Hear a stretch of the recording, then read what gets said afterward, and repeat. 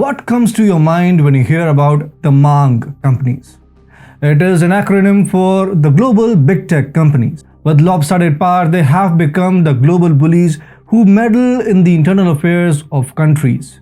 They adulterate or alter the narrative as per their agenda and profit making. In the garb of intermediary platforms or service providers, they have been blatantly curbing free speech and expression to suit their own business model or further the interest of their masters. To highlight this grave misconduct of big tech companies, here is one audacious attempt of big tech to stifle free speech and free flow of ideology. Google's online video sharing platform flagged an excerpt of PM Modi's interview where the journalist asked him about the New World Order.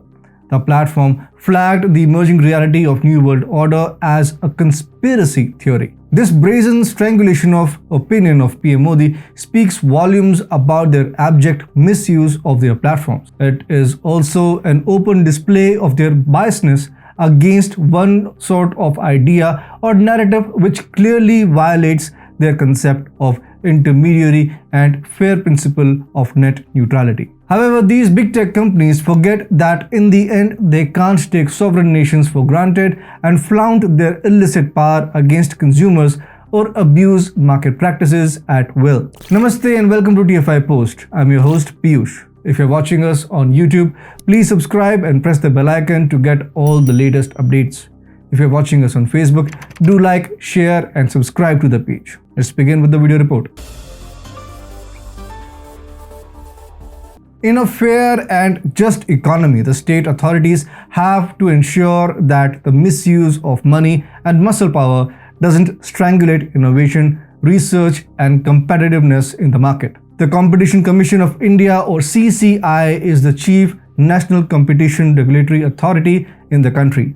For several years, it had been receiving innumerable complaints of flagrant misuse of power by big tech companies including Alphabet's Google. In its findings, the CCI found out that the global internet giant Google was abusing its market dominant position in multiple categories. This prompted the agency to impose a provisionary penalty of 1,337.76 crore rupees on Google. The CCI findings revealed that Google had abused its market dominance in the following categories related to the Android mobile device ecosystem: issuing licenses to its operating system for smartphone devices, App Store for Android smart mobiles, general web search services such as Google Search Engine, Gmail, Google Maps, non-operating system-specific mobile web browsers, online video hosting platforms, that is YouTube.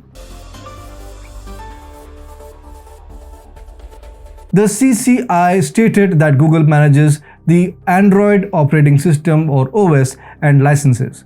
This gives it an added advantage over its competitors to pre-install most prominent search entry points like search apps, widgets, and Chrome browser on the newly manufactured Android device. Further, the CCI held that Google has secured an uncanny competitive advantage with its other revenue-earning apps like YouTube in the Android devices. CCI also explained that Google misused its advantage and forced OEMs to pre-install its Google Mobile Suites or GMS. This is how Google is maintaining its dominance by misusing its added advantages to stifle its rivals. The allegation of unfair business practices against Google are based on two controversial agreements, namely MADA and Anti-Fragmentation Agreement or AFA. Google has signed these agreements with OEMs of Android OS. With this, it gets an unparalleled market access and lawfully compels OEMs to mandatorily pre-install entire GMS without giving option to uninstall these applications. Contrary to that, the competitors of these services fail to avail the same level of market access as Google does with these MADA agreements, which is also coupled by the status quo bias. This creates gigantic entry barriers to competitors of Google. In addition to the provisional penalty, the CCI issued cease and desist directions to the tech giant for these illicit market practices. To put it simply, the CCI asked Google to not deny access to its Play services plugin to the disadvantaged original equipment manufacturers or OEMs. Notably, in the mobile industry, OEMs refer to companies that manufacture their own phones in their own factories. Further, the CCI directed that the tech giant should not make it mandatory to pre-install Google Search, Chrome browser, YouTube, Google Maps, Gmail, or any other Google application to issue a license of Play Store to OEMs. Additionally, the CCI came down heavily against the tech giant for forcing OEMs to make Google as the default search engine. It stressed that Google has to allow users to choose the default search engines as early as during the time of initial device setup. The competition regulator also ensured that established app developer Google does not strangulate innovation, skills, and hard work of budding app developers in the country. The CCI made it categorically clear that Google has to stop restricting the app developers from distributing their apps through side loading. Side loading of an app refers to the process in which a developer offers their app outside of Google Play Store. Currently, Google hinders app developers from side loading by cautioning the users against side-loaded apps and flagging them as potential security threat. It is pertinent to note that these directions to Google have to be complied within a stipulated timeframe, as the CCI has asked Google to provide the requisite financial details and supporting documents within 30 days, otherwise the final penalty against Google may be increased by manyfold. However, the quantum of the fine imposed by CCI on Google is significantly lower as compared to penalties imposed on Google in other countries for such grave violation. Notably, the CCI has been probing alleged anti-market practices of Google for a long time now.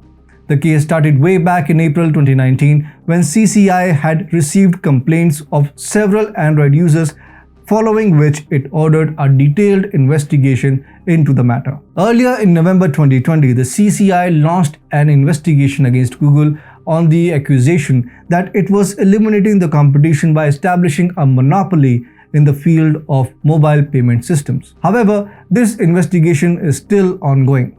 Additionally, in 2021, the CCI investigation revealed that Google tried to eliminate competition. It promoted its apps to dominate the mobile app market. So the tech giant has been on the radar of CCI for a long time, and it has to amend the prescribed changes, otherwise the competition regulator will increase the penalty among other options available in its kitty for these grave anti-market practices of Google. The big tech has been meddling in the internal affairs of many countries while at the same time flaunting all of the rules and laws of the land.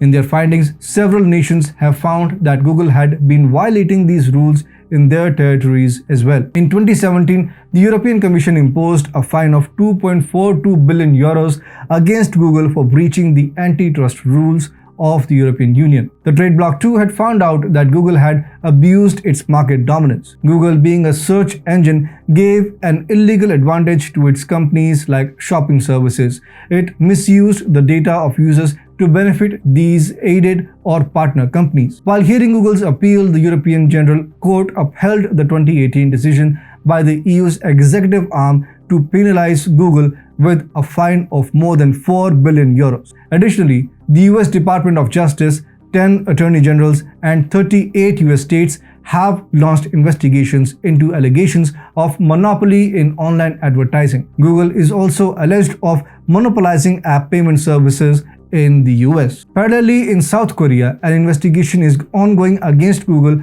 for the alleged abuse of the Android platform. In 2021, the Trade Commission of Korea had imposed a fine of $177 million on Google in this case. Big Tech should realize that if it tries to become the tool of neocolonialism, then it is only fooling itself. It shouldn't and it can't take sovereign elected governments for granted. No matter how powerful Big Tech becomes, sovereign upright nations like India will show them the might of law.